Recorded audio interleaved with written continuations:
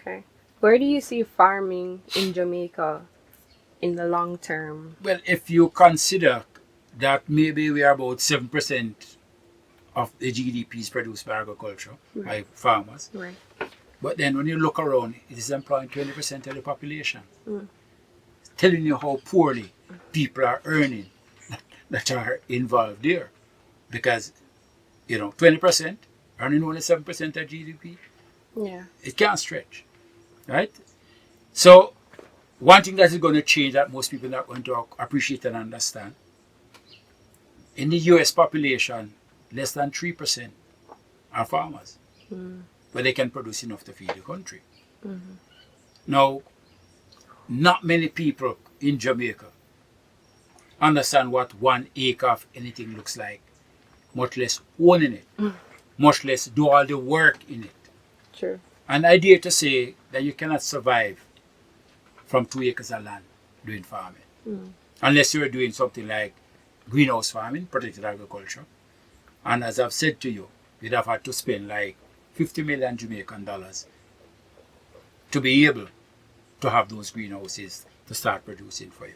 Okay. So just leaving high school or just leaving college and coming out and working, the bank is not going to lend you that sort of money, right? And I remember when greenhouse started becoming popular 2008 to 2010.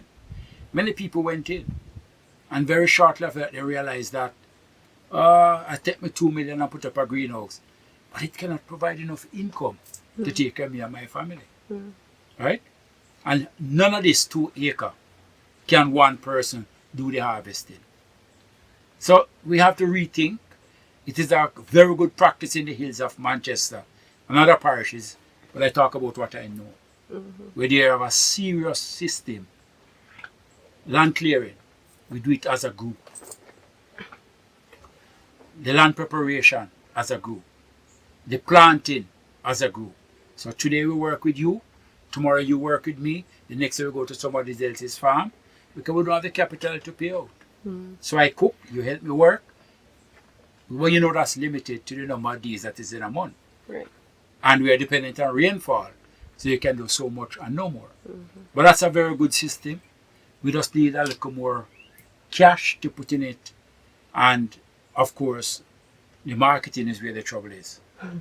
Because you could produce anything, but you must make sure you know where the market is coming from, or we're going to sell it before you produce it. Because that has been the major mistake of many farmers. Rain start fall April, so we go and plant. Mm. Come September, we go and plant because we're trying to reap our crop for Christmas. Mm-hmm. So if the drought was in the early part of the year Mm-hmm. and the floods in the later part of the year, he loses twice. Mm. A farmer gets a good crop once every 3 years. That means he gets enough money, he can survive. Mm. He gets a perfect crop once every 5 years, meaning that he could reap that crop and have enough money to put in the next crop without borrowing from anybody.